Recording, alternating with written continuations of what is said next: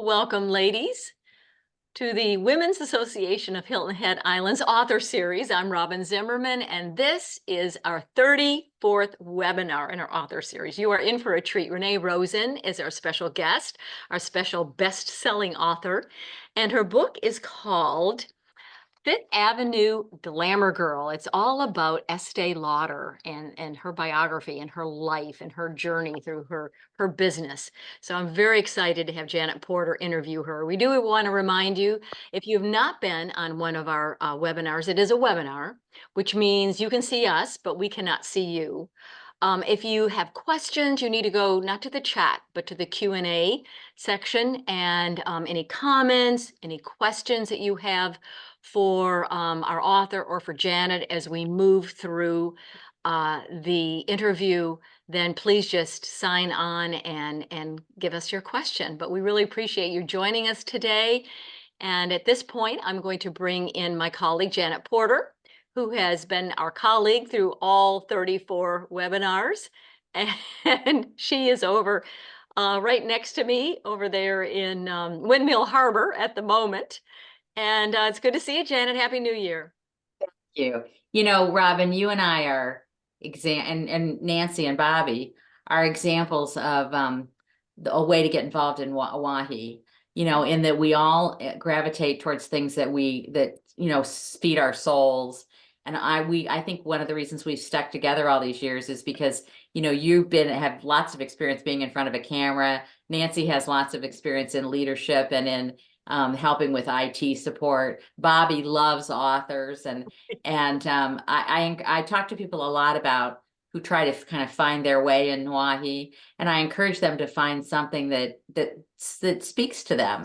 And you know, I think we have like 57 interest groups now. So if you can't find an interest group that likes you, you need to start the interest. If you have an interest that's not there, start an interest group, and you have an opportunity to meet other people who share your interests. So I think we all of us in WAHHI consider ourselves blessed if we find a niche where we can participate that really works for us. And we've all done that with the author series, this team. Yeah.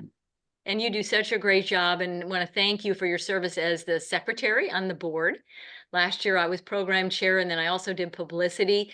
This year I'm working on I think I'm emceeing the Poseidon event, the line dancing event, and I think even the health event, or I'll be doing some sort of thing with that's on March 4th. We'll talk about that a little bit more at the end. But what I love about WAHHI is you can do something totally different than you've done your whole life, get involved with, or if you've had those special skills and gifts, then you can share them in a very fun, different way with women that you care about and love. So it's been a joy for me to be part of this group that I really joined when I first moved here. So yeah, thank you, Robin. okay, I will sign off now, and it's all up to you, Janet. So have fun with our guest.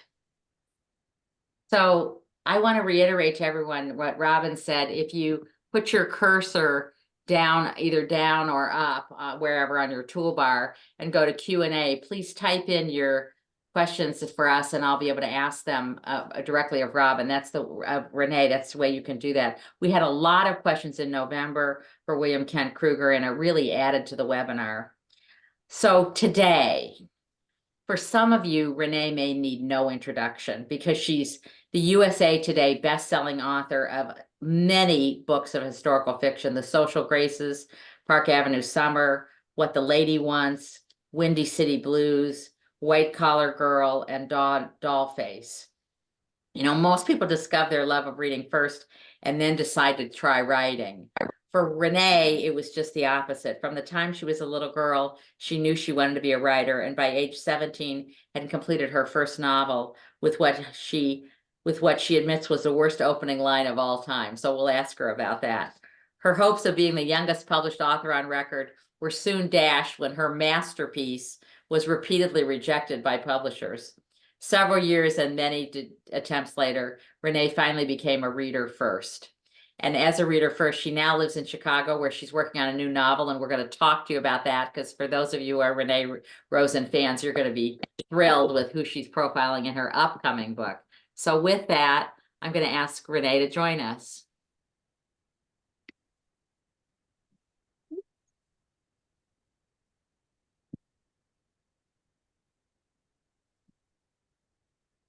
Sorry, I'm just having some. No, you're on, Renee. Renee, you're muted. All There right, you- there we go. There we go. We're Finally. good. We're good. So where are you right now? I'm in downtown Chicago. Which is so where you live. it's yeah. And I so just what's got the back temperature? from Baltimore and it was very soggy there. So what's the temperature there now? Right now it's about 31, but Wow. it's dipping down below 0. It is? So yeah, we've got it's going to start I think on Saturday and just plummet. Yeah. So So we consider getting it cold. snow later. Yeah, we consider it cold here on Hilton Head if it hits the 40s. I'm so envious. That's Yeah. balmy. That's balmy for us. So let's talk about how you started as a writer. I mentioned that you have said that you know, kind of were in the opposite order in terms of wanting to be an author even before you became an avid reader. So talk about that and what sparked your interest in writing right away. Yeah, I don't really know where it came from. I didn't come from a family of writers, but I was always telling stories in my head. And, I used to play on my grandfather's typewriter and just, clack those keys. And we had a blackboard in the basement. And I hadn't yet learned to do cursive writing, but I could do E's and L's and M's and N's. And I would do that over and over and over and over. And, of course, none of my childhood friends wanted to play Barbies with me because while everybody else was putting on the clothes and all that, I was very concerned with the storyline.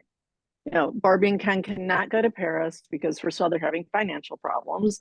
And secondly, they're in a big fight and that all has to be resolved. So there's always a story going on inside my head. Wow. And so how old were you when you wrote your first masterpiece novel? My first drawer book, I was in high school. I started when I was about 16 and it was horrible. I'm so glad. I can't believe I had the nerve to actually try and get that thing published. It was awful. And was it you've tended to write historical fiction, and it was not historical fiction, it was just a fiction book, right? Yeah, it was just I didn't know what I was doing, so I was trying to figure it out. And it really wasn't until I started writing that I realized what was possible to do on the page, and that there was more to it than what I was thinking it was all about. So speaking of that, have you had mentors or coaches that have been really instrumental in figuring out how to be a writer? Yeah, definitely. One is Michael Cunningham. I owe so much to him. I his first book, A Home at the End of the World, came out, and I fell in love with his writing. I think the third chapter of that book, White Angel, is a masterpiece. And I found out that he was teaching a week-long course in Santa Monica, and I applied and I got in. And he gave us an exercise that actually turned into my first published novel. Really? Yeah, I learned so much from him. And Also, what was the Susan Minot. exercise? What was the The exercise? exercise, he said, I want you to write about a painful childhood memory. And I wrote about a situation, and he took a look at it and he said, that's the start of the novel. And it's still the opening scene of Every Crooked Pot, which was my first published book. Wow. Which is that the one that's a young adult novel? Yeah, it was written as an adult book. This was in 2007 when Harry Potter was all the rage. And, my publisher, St. Martin's Press, really wanted to capitalize on that. So they published it as a young adult book. And I had to, for lack of a better word, sort of dumb it down. Like I had references to Al Jolson, and they said, nobody's going to know who Al Jolson is. So I turned that into the Wizard of Oz. And then, I had like references to Sansa belts, pants, and things like that. And they're like, no, nobody's going to know what that is. So I still think it reads as an adult novel, but that's the way it was published. Yeah. So since people are signing in, I do want to say that you may have heard me say, Robin, Renee, excuse me, that I was in my book group yesterday. And yesterday, the first book that was recommended in the book group was this book. And then we had a discussion in the book group about other Renee Rosen books that we had already read. Oh, how And nice. and I know everybody'd love for you to come to their book group. So I just want to say, you know, you've written historical fiction, and they tend to be about individuals. So your Park Avenue Summer took place in New York City and was about Helen Gurley Brown. Your Social Graces, which is I think your bestseller, is in New York City and was about the Vanderbilts and the Astors. Marshall and Delia Field of Marshall Fields was featured in What the Lady Wants. So you've tended to write, this book takes place in New York City in 1932. And why don't you describe to people what this is about? And then I want to talk to you about how you pick who Okay. you want to feature. So Fifth Avenue Glamour Girl is a novel based on the rise of Estee Lauder in the cosmetic world. I mean, she literally came from obscurity to being the reigning queen. And it's told through the eyes of her friend, Gloria Downing. We all know Estee Lauder's cosmetics and all that, but the woman herself was really a complicated character.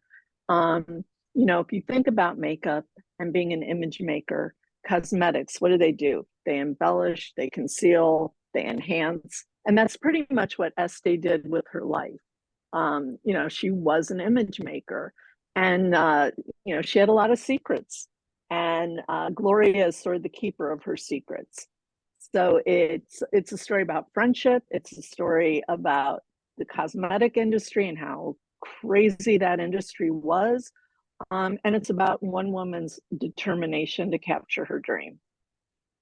So first of all, how did you decide to focus? If you were you thinking about cosmetics and then you picked Estee Lauder, or did you get fascinated by her? How'd you settle on featuring her? What happened was I had finished the Social Graces and I had no idea what I was going to write about next. And a friend of mine was a producer, and she had just finished working on a documentary where she was filming some of the members of the Lauder family. And she said, should really look into Estee's life. It's pretty interesting. And it was just a quick Google search. And I'm like, oh my God, has nobody written about this woman, done a novel about her? It was just so juicy. And so that's where it started. So how did you sort through how did you manage to sort through kind of the fiction about her from the facts? Well, now that's a great question, because only Estee really knows the truth about Estee Lauder.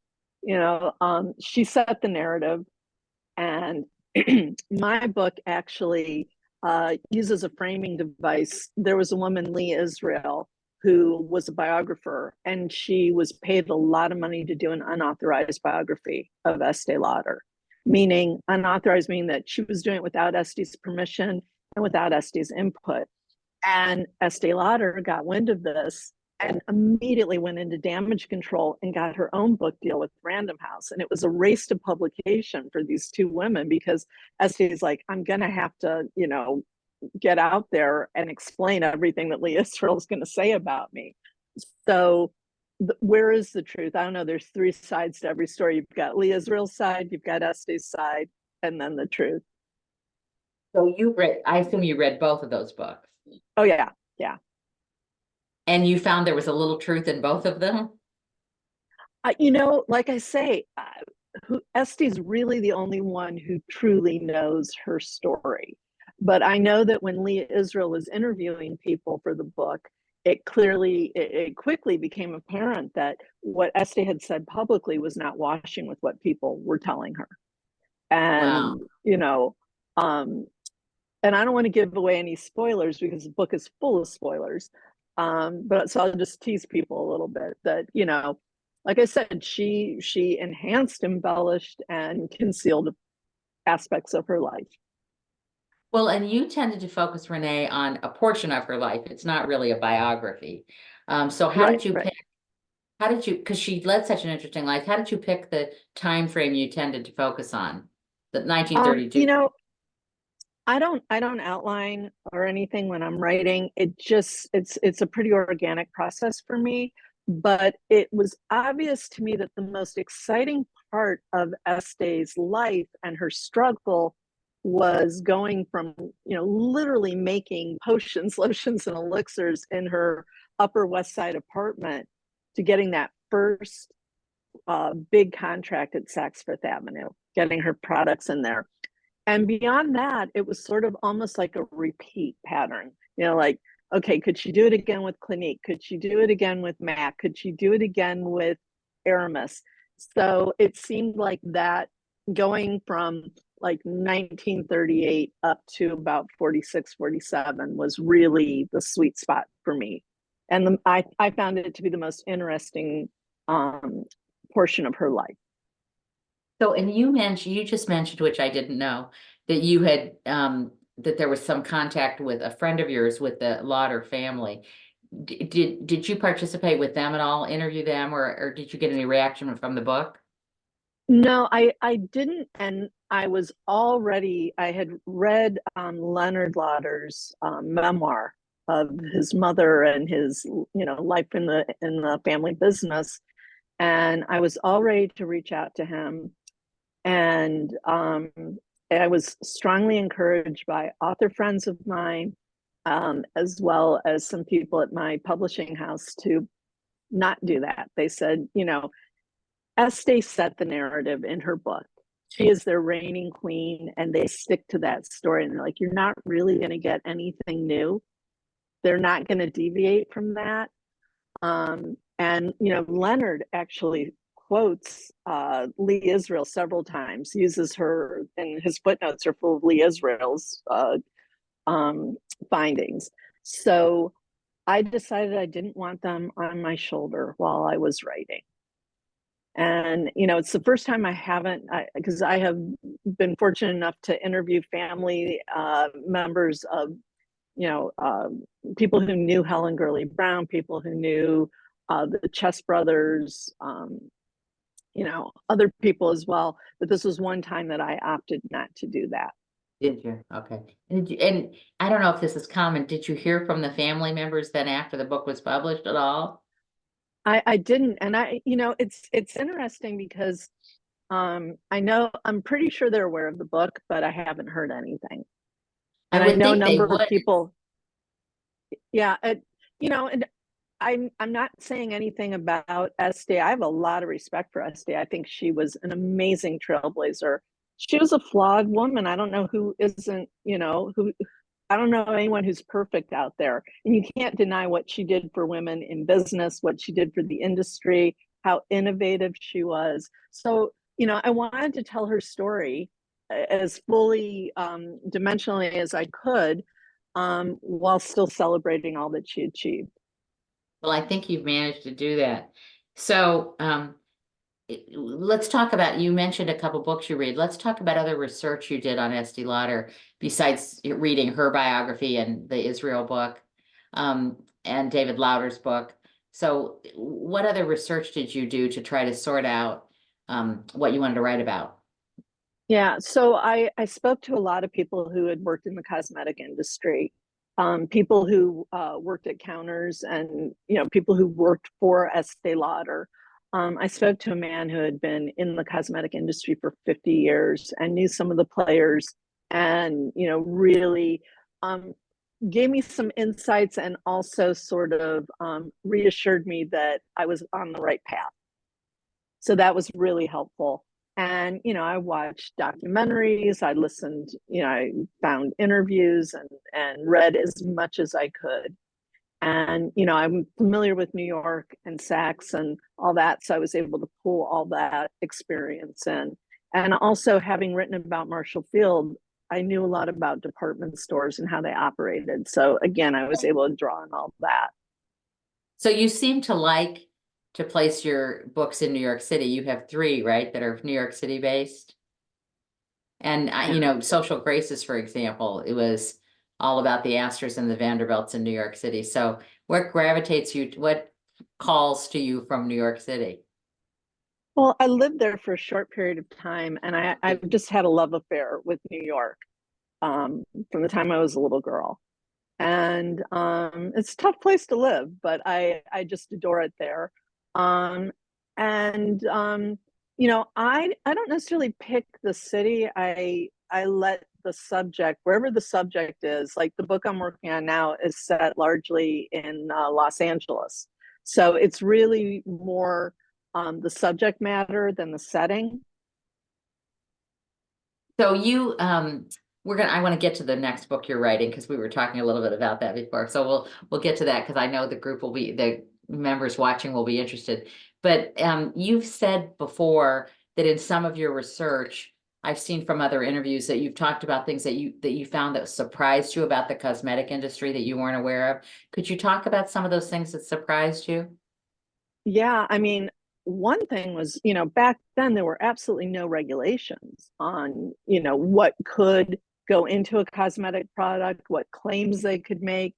So there were things like mercury, you know, really high levels of mercury in cosmetics. Women, their teeth were falling out because of some of the face creams that they were using.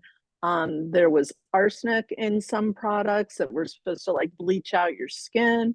Um, Snail slime and bat excrement. I mean, crazy, crazy stuff was in our products.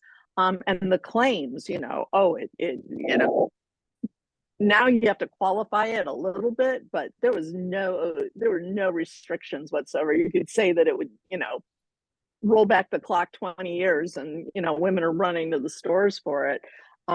Something else that really surprised me was fragrance. And, you know, back then women could not, they just didn't buy fragrance for themselves. Men could buy fragrance for women, women could buy fragrance for other women, but you didn't buy it for yourself. It was considered self-indulgent. And Really? that was something that Estee was very instrumental in because she had developed youth dew. And she's like, women take baths. I'm going to put the scent in the bath oil. So it sort of got everybody over that hurdle. Like, it's not a fragrance, it's a bath oil. I can buy this, you know. And then Oh, of course really? later she did come out with it in a fragrance form. But yeah.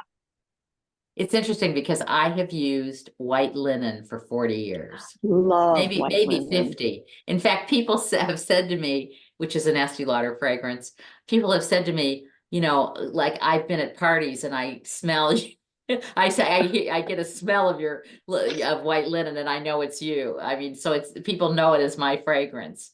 And Yeah. you know, I think a lot of women get like that. They find a fragrance that they like and that stick with it and then they get Yeah. known for it, you know? Yeah. Yeah. Yeah. Well, it's a great fragrance. So I was surprised when you wrote in the book about some of the ingredients in cosmetics and was it's disgusted. horrifying. It's Yeah, horrifying. really. You have also said that revision is where the music happens.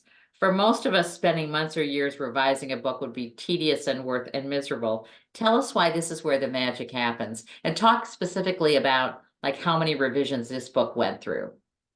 Oh God. Well, okay, this book was a dream. This book poured out of me, and I probably did about maybe 10 revisions on my own before I sent it off to my editor, and then I think we did 2 or 3 rounds. So that was, you know, the Social Graces I rewrote top to bottom 3 times, and then there was a whole slew of revisions in between that. Um, I am very, very fortunate to work with an exceptional editor. Amanda Bergeron is amazing. And her other authors, we all joke that this is typical response. You'll send off your book to Amanda and she'll say, "Oh my God, I love this. This is so fantastic. Let's rewrite the whole thing." And you know, for example, I'm in revision right now. I'm on deadline turning my new book in a couple days, and she said, "I think we need to shave about 100 pages out of here." And but she's right. And she wanted me to like restructure one of the storylines, and she was right. She's got great instincts. And you know, when you get it's like an overgrown garden, you know, because I don't outline, you know, I have no idea where I'm going from one chapter to the next. I never know how a book's going to end. And so I sometimes write myself into corners, you know, 20,000 word corners. I have to figure out how I'm going to get out of there. So I myself will do, you know, like I said, Fifth Avenue Glamour Girl was an easy book for me to write, um, compared to my other books. Sometimes I do 50, 60 drafts on my own. And then it goes back to my editor. Let's rewrite the whole thing. This is fabulous. And then, you know, and then we do a couple of rounds back and forth. So, but that's where the themes start to come out. You know, you have this overgrown garden and you start pulling out the weeds, and then you can see what you've really got. And that's when you discover, okay, it's like shaping a big mound of clay into something. But the only way you can do that is to like pull things apart, reshuffle the deck. Now there's a scene. Okay, so it's been there for 36 drafts. That doesn't mean it belongs there, or or that it belongs in that spot. What happens if you move it over here? You know, but of course it's a tapestry. So you change one thing and you've got to go through everything else to make sure your continuity is right and all that. So it's not snowing in July, you know, things like that. So you say Fifth Avenue Glamour Girl was a dream because it just flowed out of you. But talk about from that first draft till then, you know, then you finish and you do the revisions, then it goes to the editor, then revisions and revisions. How long was that process? It was probably about a year and a half, 2 years. I'd Was say it? start to finish. Yeah, yeah. You know, and they literally have to pry the book out of my hands because you know, I'm just a fanatic about like going back. I won't listen to any of my audiobooks because I think I'll just want to change everything. I never go back and read my books because I'm so afraid like, oh, why did I put that word there? And you know, oh, I could have Wow. made that more concise, or I could have done that better. Well, that's what I was going to ask you is do you develop you developed an instinct, having gone through this a number of times, when to know when to stop, or you don't really know when to stop and your editor says we're stopping. Well, in terms of finding the ending, that it's literally I'm going down a path, and the ending reveals itself to me, but I don't know when I start. And I just read a book on writing book, and it said you should never start a novel if you don't know how it's going to end. And I do that every time. So I said to my editor, I clearly don't know what I'm doing. I do everything wrong according to this book. Well, So our faithful members of WAHHI who watch this have heard me say this, but Anita Shreve, when I met her, said that she wrote the last sentence of a book first, because she I've had to heard know where people she do was that. going. And I was so shocked, and it made me want to go back and read her books and see how that one sentence provided such a clear destination for her. You Yeah. know, I've heard other people do that. I wish my mind worked. If I could outline, my life and my editor's life would be so much easier, but I just don't work that way. She'll say things to me like, what happens in the rising action in the second act? I'm like, I don't know what you're talking about. I don't know what the second act is because I just don't write that way. My yeah, brain just yeah. isn't wired that way. I wish it was. Well, and have you gone to subsequent workshops since you went through the one with Michael Cunningham? Um, have attended others? So that was, Yeah, have you attended other writers' workshops yeah, I that have, studied with Carol Anshaw here in Chicago for a while. And she's a wonderful author. And then since then I have, you know, various critique partners, other authors that I've, you know, it's a pretty close circle. You know, everybody kind of knows everybody. And so you find people and you admire their work, and you know, geez, would you like to swap some pages? And so I have a really good group of great readers that I can go to, well, you it's know, and interesting you should say that in that. and of itself feels like a workshop for me. Well, it's interesting you should say that because writing is an isolated kind of process for introverts, right? And I'm surprised at how much many of the authors we've interviewed over the years have talked about how much their clique of writers has helped shape their thinking and how much that helps. But I recently interviewed an author who said, I would never want to show my writing to other authors. I have no interest in other people's opinions. I just write and then I turn it into my editor. And so, you know, I think one of the things that we've discovered on this journey that we've all been on of meeting so many wonderful authors is how different the writing process is for so many people. Yeah, everybody has their own process. It's and when you're critiquing with someone who has a very different process, that's interesting because you speak a different language. Yes, yeah. So this book, it has one theme that comes out very clear, is the value of enduring friendship. And I know there's other themes, but that's one of the ones that stood out to me, is how you go through life and you kind of pick up someone and you carry them on the whole journey through life for you. Did you intend, because it really focuses on Downing, who is a kind of best friend to Estee Lauder and her and their relationship. So did you start out with an intention to really talk about enduring friendship? No, I had no, that really surprised me. That was one of those themes that began to emerge during the revision process. So I really didn't know. Um, I thought it was going to be, I always thought I was going to write it from Estee's point of view. And when I sat down to write, Gloria started talking to me, you know, and characters are a lot like people. You'll meet some characters or like some people and you just feel like you've known them all your life. And then there's others that are a little bit shyer and you got to coax them out. Gloria just appeared on the page and she was chattering in my head because I do write characters in my head. And I just let her tell me the story. And were you worried during the time you were writing this? So many authors get on a topic of an event or a person they want to feature, and then they hear that other noted authors are also writing similar books. Have you had that problem with the Estee Lauder book or with the one on Marshall Field or whatever, where you rediscovered someone else was on the same trail you were on? You know, it hasn't happened to me. I don't want to give myself, you know, I don't want to jinx myself, but it has happened to friends of mine. And what I've said to them and what I guess I would say to myself is that it's look at all the books that came out about Grace Kelly or Jackie Kennedy, you know, Jackie Onassis. It's all in the telling.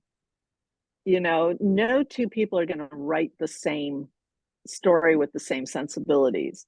Um, so I think you just have to sort of put on blinders, not worry about what's happening out in the market because you can't control that, you know, and you just write the best book you can and hope that what you're putting out is something that's going to resonate with people. So now we'll do the big reveal on what your next book is about. And it'll be interesting because I'd be interested to see if somebody else was trying to write about her. So talk about what you're working on now. So the name of my new book is called Let's Call Her Barbie, and it's about the creators of the Barbie doll, Ruth Handler, Jack Ryan, Charlotte Johnson. Ironically, this is a book that I wanted to write before I wrote the Estee Lauder book, and it just wasn't the right time for it. I think that I started working on this book. We knew that a movie was in the works for Barbie, but we had no idea that Barbie was going to have a moment like this. Um, and, you know, my book is really the history of what went into Barbie. And this is what I tell people, like, whether you loved Barbie and played with her or you shaved off all her hair in a fit of protest, you know, this is a feminist story. Ruth Handler actually developed Barbie because she noticed that she had two children, and while her son Ken was playing with toy soldiers and trucks and all that, her daughter Barbara, cannot make this stuff up, only had baby dolls. And having baby dolls, her son could pretend that he was a grown man and he was a big, strong hero, and her daughter could only pretend that she was a mother or a housewife. And she wanted to empower young girls that they could be and do anything. That was sort of the very start of her wanting to create this doll. Barbie is also based on a prostitute, German prostitute. based on a comic strip character. And it's such a fascinating story. I was on a panel, and then shut me up because I'll just keep going. I'm Barbie. I was on a panel with one of the she oversees all of Barbie for Mattel, and we were on a feminist panel. And she was telling me the story of Ruth Handler, and I just got goosebumps. I said, "Has anybody written a novel based on her story?" She said, "Not that I know of." So that was, I've been wanting to do this ever since then. That was 2018, 2019.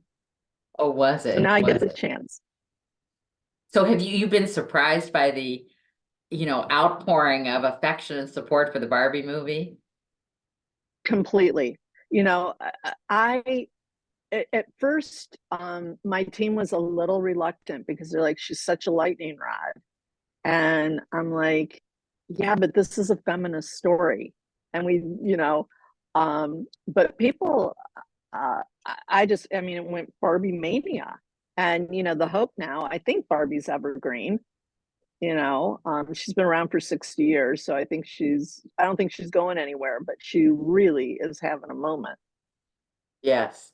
My granddaughter is a Barbie fan. And so, but I kind of thought, who would want to go to a movie about Barbie? And boy, was I wrong. I totally missed the mark on that one. And Oh, so when will that book be out, do you think? Or you're in the we're hoping 38 to get it out revision? about a year from now. We don't have an Okay. actual pub date. I just saw a cover, and I'm so in love with that cover. I think they did a great job. So I'll be revealing that soon. And if people sign up for my newsletter, I am going to give like just a sneak peek of the book before it comes out. Are you? I'll send out like an excerpt or something. Well, I know Bobby Helbig, my co-chair, is chomping at the bit and said to you casually, but she's been saying, do you think we can get her back when the Barbie book comes out? Do you think we can get her back when the Barbie book comes out? But I'm fascinated by the fact that there was a real Barbie and a real Ken. Oh yeah, yeah. There's so much about Barbie. I mean, there's a reason her waist is so thin, and it has nothing to do with her body form. Barbie is 1/6 the scale of a real woman, but there's no such thing as 1/6 scale of fabric. And I had interviewed Carol Spencer, who was one of the original Barbie doll designers. And she explained to me that in order to make those dresses and those skirts with the waistbands, it added so much bulk to the fabric that they had to make her waist abnormally small. It's the same reason why Barbie has a size 3 shoe. If she had a size 7 shoe, she'd look like a clown.